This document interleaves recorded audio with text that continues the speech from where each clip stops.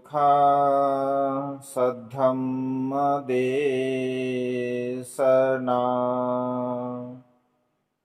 सुखा संघससामग्गी समगानं तपो सुखो। विश्ववंदनीय विश्व शांतिदूत प्रज्ञाशील समाधीचे उद्गाता महान करुणावान करुणेचा सागर तथागत सम्यक संबुद्ध तथागतांचा पावन पवित्र सद्धम्म, त्या सद्धम्माचा सातत्याने प्रचार आणि प्रसार करणारा सदा पूजनीय भिक्खू संघ, बुद्ध धम्म आणि संघ या महान तीन रत्नाची आम्हा सर्वांना माहिती करून देणारे, आम्हा सर्वांचा आधारस्तंभ, भारतीय घटनेचे शिल्पकार बोधिसत्व गुणोपेतांग डॉक्टर बाबासाहेब आंबेडकर यांच्या धम्मक्रांतीमध्ये संपूर्ण जीवन समर्पित करतो।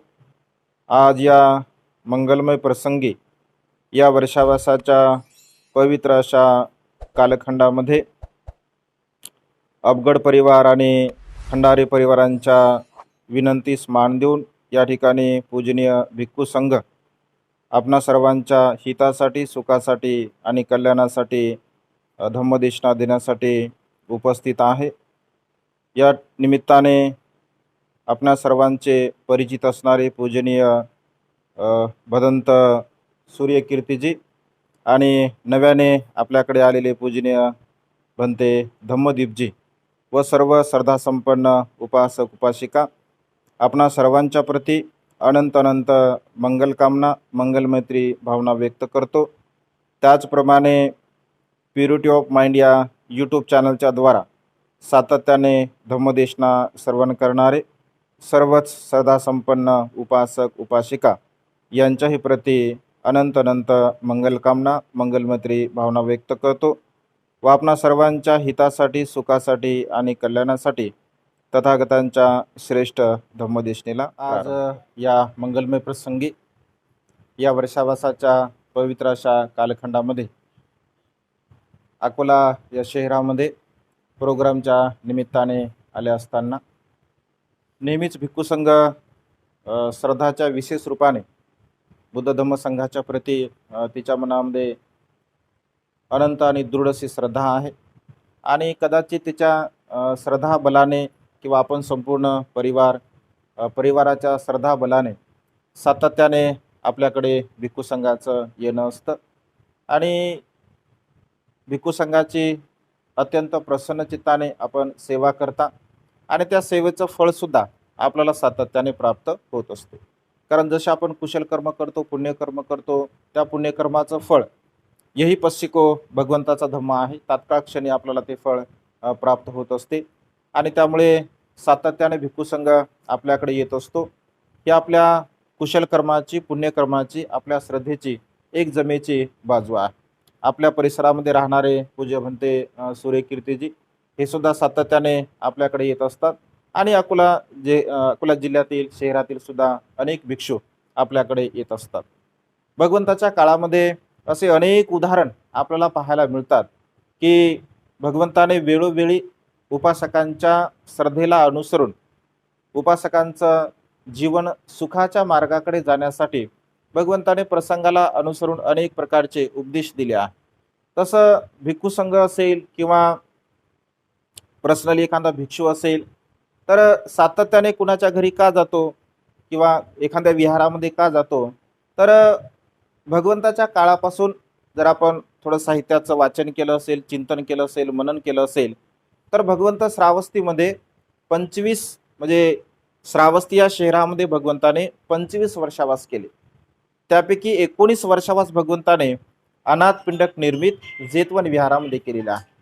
बाजूलाच अगदी एक 10 मिनिटाचा रस्ता आहे, पायी जरी आपण गेलो तरी एक 10 ते 15 मिनिटाच्या रस्त्यावरती पूर्वाराम विहाराचं म्हणजे पूर्वाराम विहार जे माता विशाखेनं निर्माण केलं होतं, म्हणजे 15 मिनिटाच्या अंतरावरती। आता तरी समजा सिटी वगैरे आहे, तेव्हा तर खूप चांगल्या प्रकारचे रस्ते वगैरे तिकडे असतील। अगदी 15 मिनिटाच्या अंतरावरती असणाऱ्या पूर्वाराम विहारामध्ये भगवंताने केवळ 6 वर्षावास केले आणि जेतवन विहारामध्ये भगवंताने 19 वर्षावास केले. माता विशाखाकडे भगवंत भिक्खू संघ सातत्याने भोजनासाठी निमंत्रण असे. अनाथपिंडकाकडे सातत्याने भोजनाचं निमंत्रण असे. राजा प्रसेनजिताकडे, राजा बिंबिसाराकडे सातत्याने भिक्खू संघाच्या भोजनाचं निमंत्रण असे. आणि काही प्रमुख उपासक उपासिका आहे तर त्यांच्याकडे सुद्धा काही थोड्याफार प्रमाणामध्ये भिक्खू संघ भगवंत भोजनासाठी असत. परंतु माता विशाखेच्या घरी 2000 आसन म्हणजे रोज टाकलेले असायचे. 2000 भिक्षूंना रोज माता विशाखा भोजनदान देत असे. म्हणजे थोडी आपण जर कल्पना केली, समजून घ्या, एक दिवस जर आपल्याकडे भिक्षू येतात, समजा एक भिक्षू असेल, 2 भिक्षू असेल, 5 असतील, 10 असतील, एक दिवस जर भिक्षू आपल्याकडे येतात तर आपली किती तारांबळ होते. म्हणजे ती तारांबळ कशी असते, आनंदाची असते, खुशीची असते, प्रसन्नतेची असते. आणि आपण काय काय करावं असं आपल्याला भंतेजींना वाटतं. म्हणजे एका दिवसासाठी एवढी प्रसन्नता आपल्याला प्राप्त होते की भिक्षू आपल्याकडे येत आहे. माता विशाखाकडे रोज येत होते, अनाथपिंडकाकडे रोज येत होते. तर माता विशाखा किती प्रसन्न असेल, माता विशाखा किती पुण्यवान असेल, किती कुशल कर्म असेल तिचं, की तिच्याकडे रोज 2000 भिक्षू असायचे. आणि जेव्हा जेव्हा भगवंत श्रावस्तीमध्ये असायचे तेव्हा तेव्हा माता विशाखाकडे भोजनासाठी जात असत. बाकी अन्य ठिकाणी सुद्धा भगवंत जात असत, परंतु प्रमुख भिक्खू संघाला माता विशाखा सातत्याने भोजनदान देत असे. हे कशाचं प्रतीक असतं, तर हे आपल्या पूर्वकर्माचं प्रतीक असतं. वर्तमान काळातले तर कर्म असतातच आपल्यासोबत, परंतु पूर्वकर्माच्या अनुषंगाने सुद्धा आपल्या जीवनामध्ये आपल्याला सर्व काही गोष्टी प्राप्त होत असतात. आणि त्यामुळे कधी कधी पूर्व पुण्याईमुळे आपल्याला सर्व काही प्राप्त होत असते, परंतु वर्तमान काळामध्ये आपले कर्म कधी कधी चांगले नसतात. त्यामुळे पूर्व पुण्याचा जो संचय असतो तो पूर्व पुण्याचा संचय अधिक काळ टिकत नाही, अधिक काळापर्यंत राहत नाही. जसं समजून घ्या, आता ही जी रूम आहे, या रूमला जर समजा आपण धान्याने भरून टाकलं, ज्वारीने भरलं असेल, गव्हाने भरलं असेल, आणि या रूम मधले, या कोठारामधलं आपण हळूहळू हळूहळू धान्य काढू लागलो. आता हळूहळू जर आपण धान्य काढू लागलो तर ते एक दिवस संपणार आहे का नाही. म्हणजे कितीही मोठं जरी आपलं कोठार असेल तर एक ना एक दिवस ते संपणार आहे. पण जर समजून घ्या, एखादा बुद्धिवान मनुष्य आहे, एखादा ज्ञानी मनुष्य आहे, प्रज्ञावान मनुष्य आहे, तो असा विचार करेल की मी आज जर समजा एक किलो 10 किलो जर धान्य या रूम मधून काढलं तर पुन्हा दुसऱ्या दिवशी मी 10 किलो धान्य त्यामध्ये टाकेल. किंवा समजून घ्या 5-6 महिने मी सतत काढत राहील आणि पुन्हा 5-6 महिन्यामध्ये पूर्ण ते कोठार माझं भरून टाकेल. तर असं जर तो करत असेल तर अनेक वर्षापर्यंत जरी तो करेल तरी त्याचं कोठार काय खाली होणार नाही. का होणार नाही, कारण तो सातत्याने त्याच्यामध्ये धान्य टाकत आहे, सातत्याने ते भरत आहे, त्याच्यामुळे त्याचं कोठार कधी खाली होणार नाही. पण जर समजून घ्या फक्त काढतच आहे आणि टाकण्याचा काही विचार तो करतच नाही आहे तर ते अधिक काळ काही टिकणार नाही, एक दिवस मात्र ते संपणार आहे. पुण्य कुशल कर्माच्या संदर्भामध्ये सुद्धा भगवंत असे म्हणतात की असंच असतं. आपल्या पूर्व पुण्याईमुळे आपल्याला काही ज्या सद्गुणाच्या गोष्टी प्राप्त होत असतात, आपल्याला शील पालनाच्या गोष्टी प्राप्त होतात, श्रद्धा उत्पन्न करण्याच्या गोष्टी प्राप्त होतात, प्रज्ञेचा अभ्यास करण्याच्या गोष्टी प्राप्त होतात, किंवा मैत्री भावना करण्याच्या गोष्टी प्राप्त होतात. म्हणजे जेवढे काही कुशल कर्म पुण्यकर्म आपल्याला करण्याची संधी प्राप्त होत असते, तर त्या कुशल कर्माला, त्या पुण्यकर्माला आपण सातत्याने त्याचा विस्तार, त्याला वाढवण्याचा प्रयत्न केला पाहिजे. कारण ते पुण्यकर्म जर आपण वाढवत असेल, कारण पुण्य ही अशी गोष्ट आहे की त्याला खंड नाही पडलं पाहिजे, त्याच्यामध्ये खंड पडलं नाही पाहिजे. जसं भोजन आपण रोज करतो, भोजन आपण रोज करतो, कोणी 1 वेळ करतं, कोणी 2 वेळ करते, कोणी 3 वेळ करते, आणि कोणाला समजा सवय असेल तर त्याचं चालूच असतं, म्हणजे त्याच्या याच्यावरती कॅपॅसिटी डिपेंड आहे. पण भोजन रोज करावं लागतं का, कारण भूक नावाचा रोग अशा प्रकारचा आहे की त्याच्यावरती अन्न नावाचं औषध रोज आणि रोज आपल्याला घ्यावं लागतं. मग ज्याप्रमाणे भूक नावाच्या रोगाला शमवण्यासाठी रोज भोजन आपल्याला करावं लागतं, अगदी तशाच प्रकारे आपल्या चित्तामध्ये उत्पन्न होणाऱ्या विकाराला शमवण्यासाठी, नष्ट करण्यासाठी चांगल्या विचारांचा मारा सातत्याने आपल्या त्या विकारावरती आपण केला पाहिजे. म्हणजे सातत्याने आपण कुशल कर्म केले पाहिजे, सातत्याने आपण पुण्यकर्म केले पाहिजे. चांगले कर्म केले पाहिजे. कारण मनुष्याचं मन एवढं चंचल आहे, एवढं दुर्दम्य आहे, एवढं कठीण आहे. भगवंत असे म्हणतात की मनासारखा वेग अन्य या सृष्टीमध्ये कोणत्याही गोष्टीला नाही आहे. म्हणजे मन एका सेकंदामध्ये, जसं शरीर रूपाने जर तुम्ही इथे बसला असाल किंवा मी जरी शरीर रूपाने इथे बसलो असेल, तर मी जर असं ठरवलं तर डोळ्याची पापणी लावण्याच्या अगोदर मी औरंगाबादला जाऊन येतो. है की नाही? कारण मी तिथे राहतो, त्याच्यामुळं मी फक्त औरंगाबाद असं नाव जरी काढलं तर ते संपूर्ण दृश्य माझ्या समोर येऊ शकते. का? कारण त्याचे संस्कार माझ्यावरती झालेले आहे. म्हणजे मनुष्याच्या चित्ताचा वेग एवढा भयंकर असतो की त्याला सीमा नाही आहे. आणि त्यामुळे भगवंत असे म्हणतात की या चंचल मनाला, जसं उदाहरण देताना भगवंत असे म्हणतात की एखादा व्यक्ती एखाद्या घोड्यावरती जर घोडी स्वारी करत असेल किंवा त्याला आपल्या काबूमध्ये ठेवत असेल, तर म्हणजे एखादा कुशल सारथी आहे, एक अत्यंत प्रावीण्य सारथी आहे, की जो सारथी त्याच्याकडे कशाही प्रकारचा घोडा जरी दिला असेल, बलवान घोडा दिला असेल किंवा तरुण घोडा दिला असेल किंवा अत्यंत बेभान घोडा, बेभान असेल, तो बेभान घोडा असेल आणि ताकद असल्यामुळे कधी कधी बेभान होतो, तर अशा प्रकारच्या घोड्यावर सुद्धा एखादा कुशल सारथी विजय मिळू शकतो. कारण त्याच्याकडे ती कला असते, त्याला कशा प्रकारे आपल्या काबूमध्ये घ्यायचा आहे. एवढा मोठा बलवान हत्तीला जर एक सर्वसामान्य माहूत आपल्या छोट्याशा हाताराने जर त्याला काबूमध्ये करत असेल तर साहजिकच आहे, कारण त्याच्यामध्ये ती कला आहे. भगवंत असे म्हणतात की या भरधाव घोड्याला काबूमध्ये ठेवणाऱ्या व्यक्तीला मी खरा सारथी म्हणत नाही. भगवंत म्हणतात की याला मी खरा सारथी म्हणत नाही.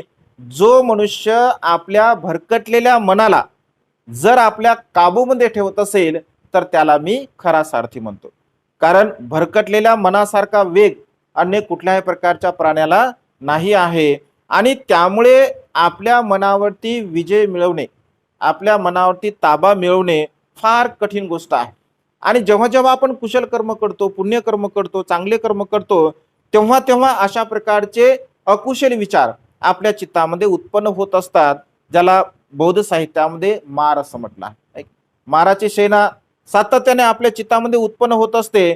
आणि आपण जर चांगलं करत असेल तर त्या चांगल्या कार्यामध्ये सातत्याने आपल्याला ते अडथळा निर्माण करण्याचं त्याचं काम असतं, त्याला मार असं म्हटलं आहे. परंतु माराला जर आपल्याला पराजित करायचं असेल, मारावरती जर आपल्याला विजय मिळवायचा असेल, तर आपलं चित्त हे संयमशील असलं पाहिजे, आपलं चित्त हे स्थिर असलं पाहिजे. जर सिद्धार्थ गौतमाचं चित्त जर स्थिर नसतं, जेव्हा त्यांच्या चित्तामध्ये मारसेना उत्पन्न झाली तर ते सम्यक संबुद्ध झाले असते का? सम्यक संबुद्ध झाले नसते. ते म्हणाले असते की चला आता मला माराने खूप त्रास दिला, आता मी घरी निघून जातो. 6 वर्षापर्यंत त्यांनी तपश्चर्या केली आणि 6 वर्ष तपश्चर्या करून सुद्धा त्यांना कुठल्याही प्रकारचं ज्ञान प्राप्त झालं नाही. जर एखादा मनुष्य जर एखादी गोष्ट करत आहे आणि त्याला जर त्या गोष्टीमध्ये यश नाही प्राप्त झालं तर मनुष्य खचून जातो आणि म्हणतो की जाऊ दे, आता मला हे काही करायचं नाही आहे. कारण सर्वसामान्य मनुष्य आपण एखादी गोष्ट जर अपयश आलं किंवा एखादी गोष्ट जर आपण नाही केली तर सरळ म्हणतो की आता काय माझी करण्याची इच्छा नाही आहे, आपण हताश होऊन जातो. परंतु बोधिसत्व हताश नाही झाले. 6 वर्ष त्यांनी तपश्चर्या केली आणि तेव्हा सुद्धा त्यांना ज्ञान प्राप्त नाही झालं, तरी सुद्धा हताश नाही झाले. का नाही झाले? कारण त्यांनी जो मार्ग अनुसरला होता किंवा त्यांना जे काही प्राप्त करायचं होतं तर त्या सम्यक संबोधीवरती त्यांची श्रद्धा होती. त्यांना माहित होतं की मला ज्ञान प्राप्त होणारच आहे आणि मला ते करायचंच आहे. आणि मनुष्याची जर श्रद्धा असेल एखाद्या गोष्टीवरती तर भगवंत असे म्हणतात की या जगामध्ये कोणतीही गोष्ट मनुष्याला अशक्य नाही आहे.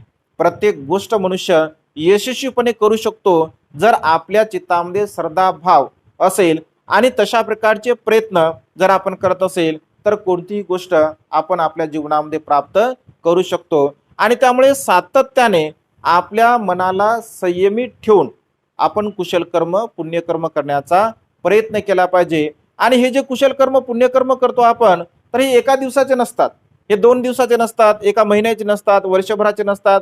कसं कधी कधी असं वाटतं, म्हणजे काही लोकांना असं वाटतं किंवा अनेक लोक विहारामध्ये जातात आणि म्हणतात की आता आम्ही खूप केलं, अनेक ठिकाणी आम्ही जातो तर म्हणतात भंतेजी आम्ही आता खूप 10-12 वर्ष झाले, आम्ही खूप काही केलं, आता काही करण्याची गरज नाही वाटत आम्हाला.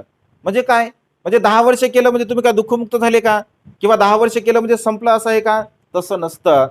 पुण्यकर्म कुशल कर्म जोपर्यंत आपल्या संपूर्ण तृष्णा, संपूर्ण विकार, राग असेल, द्वेष असेल, लोभ असेल, मीपणा, अहमपणा, गर्व, ईर्ष्या, हे सर्व प्रकारचे विकार जोपर्यंत नष्ट होत नाहीत तोपर्यंत पुण्यकर्म करायचे असतात, तोपर्यंत कुशल कर्म करायचे असतात. आणि तोपर्यंत जर कुशल कर्म एखादा मनुष्य करत असेल तर तो सुखाला प्राप्त होईल.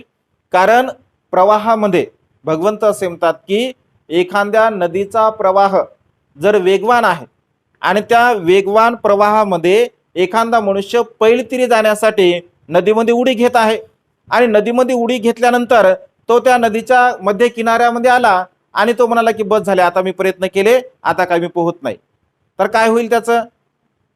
तो तर वाहून जाईल ना प्रवाहामध्ये, कारण त्याने प्रयत्न हे अर्ध्यापर्यंतच केले. प्रवाहामध्ये जर समजा आपण आलो आहोत तर पहिले तरी जाईपर्यंत आपल्याला प्रयत्न करावे लागतात आणि सातत्याने प्रयत्न करावे लागतात. सातत्याने जर प्रयत्न केले तर आपण त्या पैलतीरी पोहोचू शकतो. परंतु आपले प्रयत्न थोडेसे जरी कमी पडले तर प्रवाहामध्ये आपण वाहून जात असतो. तर हा मनुष्याच्या जीवनाचा प्रवाह आहे. आपण जे जीवन जगतो हा आपला एक प्रवाह आहे. या प्रवाहामध्ये आपण जीवन जगत आहोत, या प्रवाहामध्ये आपण शील पालन करत आहोत, या प्रवाहामध्ये आपण दान पुण्य करत आहोत, या प्रवाहामध्ये आपण मैत्री भावना करत आहोत, कुशल कर्म करत आहोत, प्रज्ञेचा अभ्यास करत आहोत.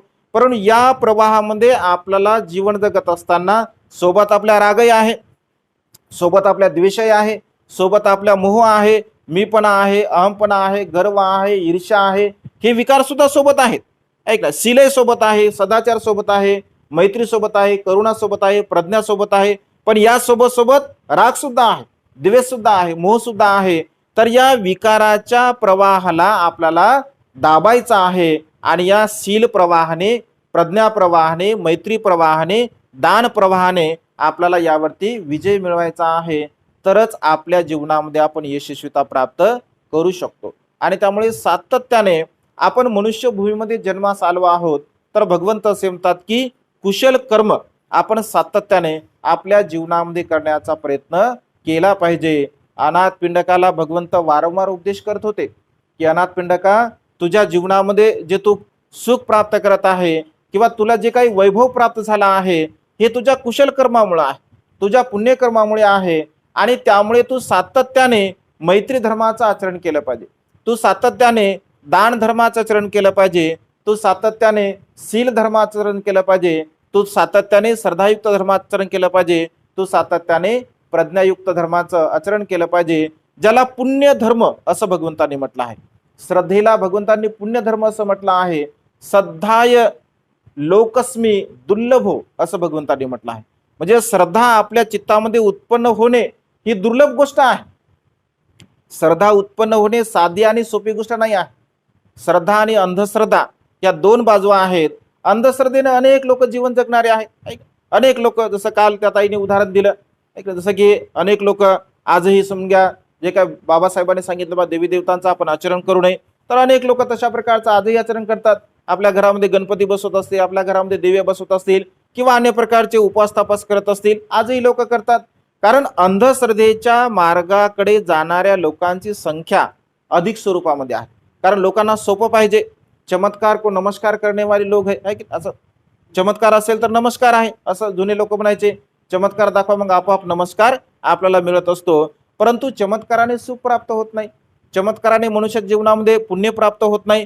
परंतु लोकांना कसं असतं, बाबासाहेब एका ठिकाणी असं म्हणतात की श्रद्धेपेक्षा म्हणजे मनुष्याच्या जीवनामध्ये तत्वज्ञानापेक्षा मनुष्याला पूजापाठामध्ये जास्त अधिक महत्व वाटते. ऐक ना, पूजापाठ मनुष्याला आवडते.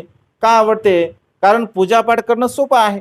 पूजापाठ करणं सोपं आहे. पूजापाठ केल्यानंतर मनुष्याला असं वाटतं की हा आता मी काहीतरी केलेलं आहे. ऐक ना, पूजा जसं आपण बुद्धाची पूजा करतो, बुद्धाला फुलं वाहतो, ऐक ना, बुद्धांना मेणबत्ती वाहतो, अगरबत्ती आपण लावतो आणि भगवंताची पूजा केली की आपल्याला असं वाटतं हा काहीतरी मी आता केलेलं आहे, म्हणजे काहीतरी मी केलं असं. कारण पूजा करणं एकदम सोपं वाटतं ना. पूजा करायला काही जास्त कठीण लागत नाही, काय परिश्रम करावे लागत नाही. फुलं आणणे, भगवंताला ठेवणे, अगरबत्ती मेणबत्ती लावणे, मी खूप काही केलं असं काही लोकांना वाटतं. काही लोक तर त्यांचा नित्यक्रम लावतात. नित्यक्रम म्हणजे बाबासाहेबांना अगरबत्ती लावली पाहिजे, बुद्धाला अगरबत्ती लावली पाहिजे, फुलं ठेवले पाहिजे, मेणबत्ती लावली पाहिजे, असं विचार करतात. आणि असं तर रोज करतात, पण कर्म तेच करतात. म्हणजे पूजा तर रोज करायची, आंघोळ केल्यानंतर काय काय लोकांचा नित्यक्रम आहे, आंघोळ केल्यानंतर पूजा केली पाहिजे, मग अगरबत्ती लावणे, मेणबत्ती लावणे, आपली पूजा करणे, आणि दिवसभर जे करायचं तेच करणे. काय फायदा त्या पूजेला? म्हणजे पूजा करायची, इकडे पूजा करायची, आणि इकडे काम तर तेच करायचे. ऐक ना, चोरी करायची, प्राणीहिंसा करायची, अकुशल कर्म करायचे, खोटं बोलायचं, निंदनास्ती करायची, व्यसन करायचं, आणि पूजा रोज करायची. मग ते जसं लोक म्हणतात की ते पुन्निका नावाच्या थेरीला, ऐक ना, पुन्निका उपदेश करते का ब्राह्मणाला, तर तो ब्राह्मण रोज आंघोळ करत असतो. ऐक ना, रोज आंघोळ करतो, सकाळी आंघोळ करतो, संध्याकाळी आंघोळ करतो. आणि रोज सकाळ संध्याकाळ आंघोळ करत असताना ती पुन्निका रोज सकाळी पाणी भरासाठी येत असते. तो ब्राह्मण तिला विचारतो की पुन्निके, मी ब्राह्मण आहे, मी रोज माझे नित्यक्रम करतो, पूजा पाठ करण्यासाठी मला आंघोळ करावी लागते, तू दासी आहे. तर ती विचार करते असं की मी तर दासी आहे, हा ब्राह्मणाला मी दासी असल्यामुळे राजाचा मला आदेश आहे, मला हुकूम आहे, मला तर ते करावंच लागतं. पण या ब्राह्मणाला एवढ्या सकाळी सकाळी एवढ्या थंडीमध्ये याला कोणाचा आदेश आहे, हा आंघोळ का करता एवढ्या थंड पाण्यामध्ये, मी तर दासी असल्यामुळे मला करावं लागतं. आणि मग ती न राहून विचारते, मी दासी असल्यामुळे मला हे करावं लागतं, पण तुम्ही का करता, तुम्हाला काय करण्याचं कारण? तर तो म्हणतो, तू तर वेडी आहे, तुला समजत नाही का, मी दिवसभर जे पापकर्म करतो ते संध्याकाळी आंघोळ करून धुवून टाकतो, आणि जे मी रात्रभर पापकर्म करतो त्याला सकाळी आंघोळ करतो आणि धुवून टाकतो. पुन्निका म्हणते, असं? मग तुमच्यासारखं तर वेड कोणीच नाही. ते म्हणते, मी ब्राह्मण, तू मला वेड म्हणते? हो, तुमच्यासारखं कोणी वेडच नाही. जर तुमच्या म्हणण्यानुसार सकाळी आंघोळ केल्यानंतर रात्रीचे पापकर्म धुवून निघतात, किंवा संध्याकाळी आंघोळ केल्यानंतर दिवसभराचे पापकर्म धुवून निघतात, तर या पाण्यामध्ये राहणारे जलचर प्राणी किती पुण्यवान असतील. ते तर रात्रंदिवस पाण्यातच राहतात. ऐक ना, मासे पाण्यात राहतात, खेकडे पाण्यात राहतात, काय काय अन्य प्राणी पाण्यामध्ये राहतात. तर ते जलचर प्राणी किती पुण्यवान असतील, कारण ते पाण्यामध्येच राहतात. आता हा तर ब्राह्मण असतो, हुशार असतो, बुद्धिवान असतो, तो म्हणतो पुण्यके खरं आहे, तुझं बरोबर आहे. आणि तो नंतर भगवंताकडे ती त्याला पाठवते, भगवंत उपदेश करतात, आणि तो दुःखमुक्त होत असतो. सांगायचं तात्पर्य हे आहे की बाबासाहेब असं म्हणतात की पूजेमध्ये लोकांना अधिक रस आहे, पण तत्वज्ञान जर म्हणलं तर ते मात्र नाही जमत. तत्वज्ञान मग करावं लागतं, इथे प्रॅक्टिकली आहे. म्हणजे प्रॅक्टिकली जोपर्यंत तुम्ही करणार नाही, म्हणजे एटीएम मध्ये जोपर्यंत कार्ड टाकणार नाही तोपर्यंत पैसे काही बाहेर निघणार नाही. तर पुण्यकर्माचं असंच आहे, जोपर्यंत तुम्ही आचरण करणार नाही तोपर्यंत फळ काही मिळणार नाही. आणि त्यामुळे पुण्यकर्म आपल्या जीवनामध्ये असणं अत्यंत गरजेचं आहे. अत्यंत कुशल कर्म हे आपल्याला मनुष्य जन्म लाभणे अत्यंत दुर्लभ आहे, असं भगवंतांनी म्हटलं आहे. अनंत पुण्यकर्म, अनंत कुशल कर्म जेव्हा आपण आपल्या जीवनामध्ये करत असतो, तर अनंत पुण्यकर्माच्या बलाने हा मनुष्याचा जन्म आपला लाभलेला आहे. पण मनुष्याचा जन्म लाभला तर लाभला, पण भगवंताच्या धम्मामध्ये श्रद्धा प्रगट करणे हे सुद्धा पुण्यकर्म आहे. बघा, आज या क्षणी जर आपण विचार केला, लाखो करोडो लोक या क्षणी चोरी करत असतील, व्यभिचार करत असतील, अकुशल कर्म करत असतील, खोटं बोलत असतील, निंदानास्ती करत असतील, असंख्य लोक वेश्नेमध्ये पडलेले असतील. तुम्ही पुण्यवान आहात, तुम्ही धम्मदेशना श्रवण करत आहात. म्हणजे या संसारामध्ये धम्माला श्रवण करणे, धम्माचं आचरण करणे महान आणि असीम असं पुण्यकर्म असतं, कुशल कर्म असतं. आणि त्यासाठी प्रज्ञा आपली विकसित असली पाहिजे. जर प्रज्ञा जर आपली विकसित नसेल, चांगलं काय आणि वाईट काय, तर आपल्याला कसं काय समजणार आहे. भगवंत असे म्हणतात की असारे सारमत्तीनो सारेच सारदस्सीनो ते सारंग ना दिगच्छन्ति मिच्छा संकल्प गोचरा सारच सारतो यत्वा असारच असारतो ते सारंग अधिगच्छन्ति सम्मा संकल्प गोचरा. जो मनुष्य साराला असार समजत असेल, सार म्हणजे सत्य, सत्याला जर असत्य समजत असेल आणि असत्याला जर सत्य समजत असेल, तर तो सत्यापर्यंत कसा पोहोचेल? पोहोचणारच नाही. त्यामुळे सत्याला सत्य समजलं पाहिजे आणि असत्याला असत्य समजलं पाहिजे, तर तो मनुष्य सत्यापर्यंत पोहोचू शकतो. म्हणजे हा जीवनाचा सार कधी प्राप्त होतो? जर आपल्याकडे प्रज्ञा असेल तर. चांगलं का आहे, वाईट का आहे, माझ्या हिताचं का आहे, माझ्या सुखाचं का आहे, माझ्या कल्याणाचं काय आहे, मी काय केल्यानंतर मला सुख प्राप्त होणार आहे, एवढी जरी प्रज्ञा मनुष्याकडे असेल तरी सुद्धा मनुष्याचं जीवन हे दुःख मुक्तीच्या मार्गावरती वाटचाल करू शकतो मनुष्य. हे एवढं जरी समजलं आपल्याला, किंवा माझ्या जीवनामध्ये चांगलं काय. भगवंत असे म्हणतात की कोण काय करतो कोण कसं जीवन जगतो या भानगडीत आपण पडूच नये. कारण लोक म्हणजे या संसारामध्ये असंख्य असे लोक आहे की जे दुसऱ्यांचे दोष भगवंत असे म्हणतात की सुपामध्ये ज्याप्रमाणे धान्य असतं, ऐक ना, सुपामधलं धान्य जसं पाखडतो आपण तशाप्रमाणे दुसऱ्यांचे दोष लोक पाखडत असतात. परंतु भगवंत असे म्हणतात की दुसऱ्याचे दोष पाखडण्यामध्ये आपला वेळ घालण्यापेक्षा माझ्यामध्ये काय उणिवा आहे किंवा माझ्यामध्ये कोणतं अकुशल कर्म आहे, कोणतं वाईट कर्म आहे, ते अकुशल कर्म, ते वाईट कर्म आपण नष्ट करण्याचा प्रयत्न केला पाहिजे.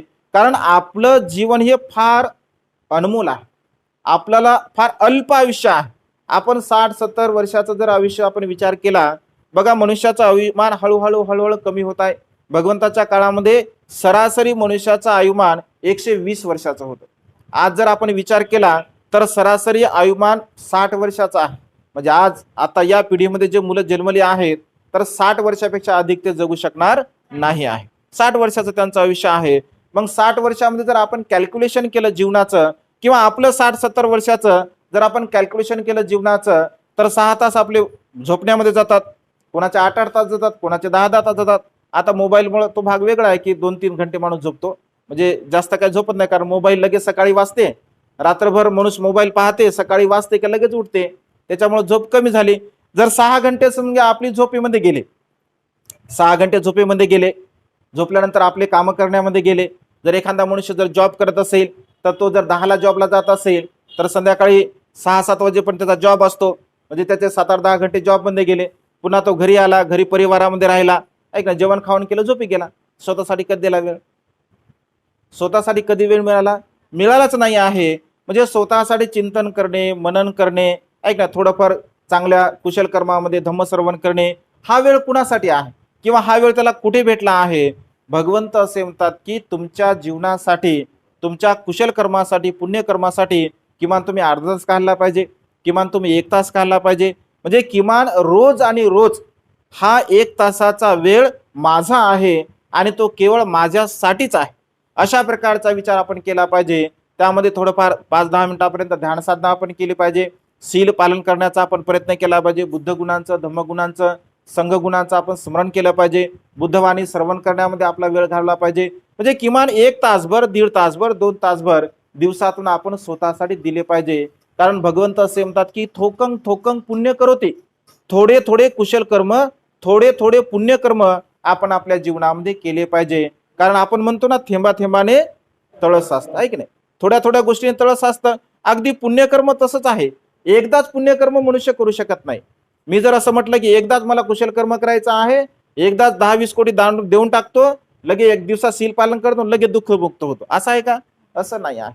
तर पुण्यकर्म हे थोडे थोडे थोडे थोडे करून आपल्याला आपल्या जीवनामध्ये दुःखमुक्तीच्या मार्गाकडे गेलं पाहिजे. आणि सातत्याने याचं अनुमोदन आपण केलं पाहिजे. शील पालनाचं आपण अनुमोदन केलं पाहिजे, दान पुण्याचं आपण अनुमोदन केलं पाहिजे, प्रज्ञेचा अभ्यास करतो आपण त्याचं अनुमोदन केलं पाहिजे. म्हणजे आपण जे कुशल कर्म करतो त्याचं जर आपण अनुमोदन केलं, भगवंत असे म्हणतात आपल्या आप्तेष्टांसाठी, आपल्या पूर्वजांसाठी, आपल्यामधून जे काही निघून गेलेले व्यक्ती असतात त्यांच्यासाठी, आपण सर्वांसाठी आपल्या पुण्याचं अनुमोदन केलं पाहिजे. का केलं पाहिजे? एक वेळचा प्रसंग आहे. तर एकदा अनाथपिंडकाचं, आता अनाथपिंडकाचं नाव त्यासाठी पडलेलं असतं की त्यांचे म्हणजे एक अन्नक्षेत्र असतं. अन्नक्षेत्र म्हणजे त्या अन्नक्षेत्रामध्ये जे काही येणारे जाणारे जे वाटसरू असतात त्यांसाठी भोजन असतं. म्हणजे डेलीपर्यंत रोज आणि रोज त्या ठिकाणी भोजन बनवलं असतं. वाटसरू असतील, गोरगरीब असतील, अनाथ लोक असतील तर त्या ठिकाणी ते भोजनदान करत असत. तर तिथे जो एक सेवक असतो, तर तो सेवक एक दिवस प्रत्येक बुद्धाला दान देत असतो. प्रत्येक बुद्ध त्याच्या दारावरती येतात आणि त्याने ते भोजन बनवलं असतं. त्याच्या मनामध्ये श्रद्धा उत्पन्न होते आणि लगेच तो प्रत्येक बुद्धाला भोजनदान देत असतो. तर भोजनदान दिल्यानंतर ज्या अन्न क्षेत्राच्या म्हणजे डोरवरती, असं म्हटलं दरवाजावरती देवता असतात, तर देवता सुद्धा त्या कुशल कर्माचं अनुमोदन करत असतात. आणि देवता अनुमोदन केल्यानंतर मग ते मोठमोठ्याने अनुमोदन करतात. आणि ही गोष्ट, हा स्वर अनाथपिंडकाच्या कानावरती पडतो. अनाथपिंडक म्हणतो, रोज आणि रोज मी लोकांना इथे दान पुण्य करतो, पण देवताने तर असं कधीच साधुवाद दिला नाही, देवताने कधीच दानाचं अनुमोदन केलं नाही.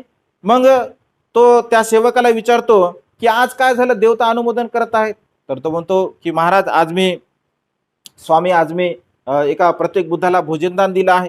अनाथपिंडक सदावान असतो आणि तो म्हणतो हो का, बरं ठीक आहे, तू जे दान पुण्य आज केलं, जे कुशल कर्म केलं, तर या कुशल कर्मामध्ये, या दान पुण्यामध्ये मला सुद्धा तू सहभागी करून घे. तर तो म्हणतो नाही, मी करून नाही घेत, कारण माझं हे कुशल कर्म पुण्यकर्म आहे. या पुण्यकर्मामध्ये हे पुण्यकर्म माझं मलाच पाहिजे, मी हे पुण्यकर्म कोणालाही देणार नाही. अनाथपिंडकाला वाटतं की असं देणार नाही, ठीक आहे, मग याला पैशाचा आपण प्रलोभन देऊ. तर ते म्हणतात की 100 कारशा पण मी तुला देतो, या पुण्याचं तू मला सहभागी करून घे. तर तो म्हणतो नाही, 200 देतो, 300 देतो, 400 देतो, 500 देतो, अगदी 1000 कारशापणापर्यंत त्या ठिकाणी तो नेतो. आणि तरीही म्हणतो की तो नाही, मी देणार नाही. पण तो विचार करतो की ज्यांच्या म्हणजे छत्रछायेखाली मी जीवन जगत आहे, यांनी आपल्या दानामध्ये अनुमोदन करण्याचं आपल्याला विचारलं आणि आपण नाही म्हणतो. खरं तर हे आपल्याला इथून यांनी काढून दिलं असतं किंवा आपल्याला शिक्षा केली असते, परंतु हे धार्मिक असल्या कारणाने यांच्या मनामध्ये असा काही विचार उत्पन्न झाला नाही. तर ते म्हणतात की थांबा स्वामी, मी आत्ता प्रत्येक बुद्धाला जाऊन विचारून येतो. जर प्रत्येक बुद्ध जर म्हणाले की ठीक आहे, या दानाचं अनुमोदन तू करू शकतो, तर मी नक्कीच तुम्हाला हे दानामध्ये अनुमोदन देण्यासाठी तयार आहे. कारण ते काय बळजबरीने घेण्यासारखी गोष्ट नाही आहे. नाही का, बळजबरीने जर समजा घेता आला असतं पुण्य कुणाच्या म्हणजे भाग्यातलं, किंवा भाग्य तर आपण मानत नाही, पण कुणातल्या कर्मातलं जर पुण्यकर्म जर आपला घेता आला असतं, तर आपण तर सहज घेतलं असतं. ऐक ना, पैशाच्या प्रलोभानं सहज मिळालं असतं. मग पाप करणारे लोकांनी पापकर्म केलं असतं, पुण्यकर्म करणाऱ्या लोकांनी पुण्यकर्म केलं असतं. मग पुण्यकर्म व्याजान दिलं असतं, घ्या थोडंसं तुम्ही पुण्यकर्म द्या आम्हाला थोडे पैसे. ऐक ना, करणारे इकडे करताल, पुण्यकर्मावर पुण्यकर्म करतील, तसं काही होत नाही.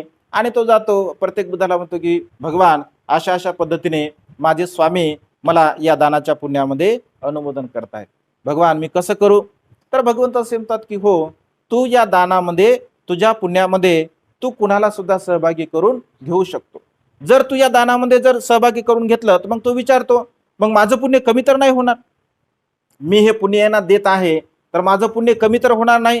तर भगवंत असे म्हणतात की नाही, तुझं पुण्य काय कमी होणार नाही.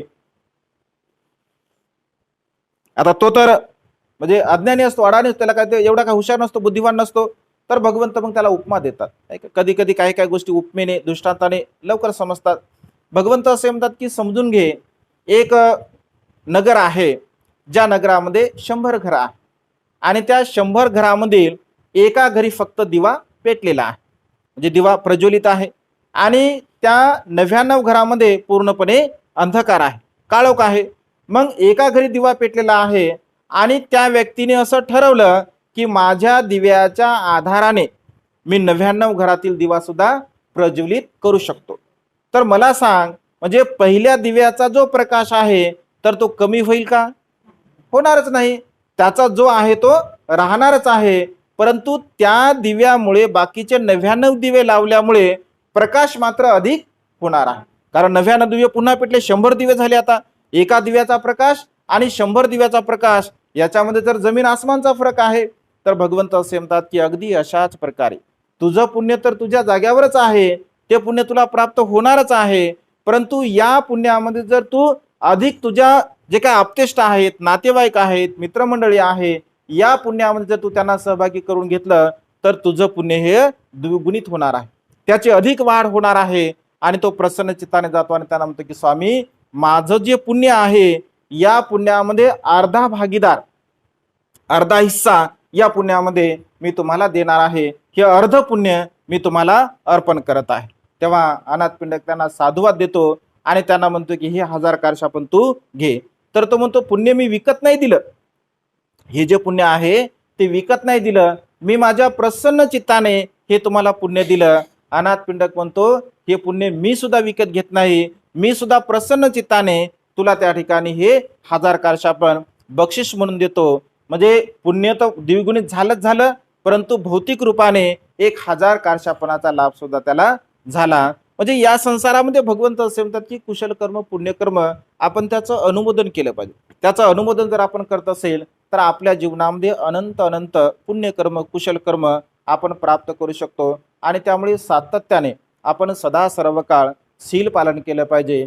श्रद्धेच्या बलाने आपण दान पुण्य केलं पाहिजे. आपल्या चित्तामध्ये सदा सर्व काळ तीन रत्नांच्या प्रती श्रद्धा आपण उत्पन्न केली पाहिजे. कारण तीन रत्नांच्या प्रती जर आपल्या चित्तामध्ये श्रद्धा असेल तर भगवंत असे म्हणतात की तीन रत्नाच्या प्रती ज्या मनुष्यांच्या चित्तामध्ये श्रद्धा आहे तो मनुष्य कधी बेसावतपणे मृत्यूला प्राप्त होत नाही, तो मनुष्य कधीही दुर्गतीला जात नाही, तो मनुष्य कधीही म्हणजे तडपू मृत्यूला प्राप्त होऊ शकत नाही. कारण तीन रत्नांच्या प्रती श्रद्धा आहे आणि ज्यांची श्रद्धा तीन रत्नांच्या प्रती असते तर तो मनुष्य सदा सर्व काळ जागरूक असतो, तो नेहमी जागरूक असतो बुद्ध गुणामध्ये, धम्म गुणामध्ये, संघ गुणामध्ये. आणि या तीन रत्नांच्या गुणामध्ये जो मनुष्य नित्य नेमाने स्मृतिभाव करत असतो, आपण संघानं स्मृती केली पाहिजे, आपण बुद्धानं स्मृती केली पाहिजे, आपण धम्मानं स्मृती केली पाहिजे. जसं आपण ती वंदना म्हणतो इतिपिसो भगवा, त्याला बुद्धानं स्मृती म्हटलं आहे. स्वाखातो त्याला धम्मानं स्मृती म्हटलं आहे. सुपटिपन्नो त्यांना संघानं स्मृती म्हटलं आहे. म्हणजे सदा सर्व काळ नित्य नियमाने आपण या तीन रत्नाची स्मृती भावना आपल्या जीवनामध्ये केली पाहिजे आणि ती स्मृती भावना करून आपल्या स्वतःच्या विकारावरती विजय मिळवण्याचा आपण प्रयत्न केला पाहिजे. कारण जेवढं कुशल कर्म, पुण्यकर्म आपल्या आचरणाच्या द्वारा आपण प्रगट करत असतो तर तेवढं कुशल कर्म आपलं होत असते. आपण स्वतः सुखी बनतो, आपल्या जे काही सहवासामध्ये लोक असतात ते सुद्धा सुखी असतात, समाधानी असतात, आनंदी असतात.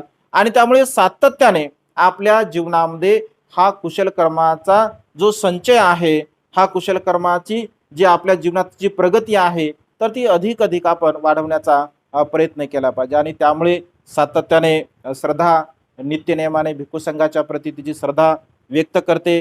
प्रदीप भाऊ सुद्धा किंवा सर्वच आपण बंडी सुद्धा आहेत, अत्यंत भिक्खू संघाच्या नेहमी सातत्याने सेवेमध्ये असतात. ताई असतात, आई असतात, संपूर्ण परिवार, अबगड परिवार असेल, खंडारी परिवार असेल, म्हणजे अत्यंत आपण श्रद्धायुक्त चित्ताने, म्हणजे आम्ही तसं तर खरं सांगलं तर मी माझ्या जीवनामध्ये ग्रस्तांच्या घरी कधीच नाही राहिलो. म्हणजे ग्रस्तांच्या घरी म्हणण्यापेक्षा मी माझ्या पूर्व आश्रमीच्या जन्म देणाऱ्या मातेपित्यांच्या घरी सुद्धा म्हणजे शक्यतो राहत नाही. कारण 10-12 किलोमीटरवरती विहार आहे. आईबाबांना समजा भेटलं का लगेच गाडी काढली का विहारावरती जाऊन मुक्काम करणे. पण काही परिवार असे आहेत की त्या परिवारामध्ये म्हणजे गेल्यानंतर आम्हाला म्हणजे परिवारामध्ये गेल्यासारखं वाटतं.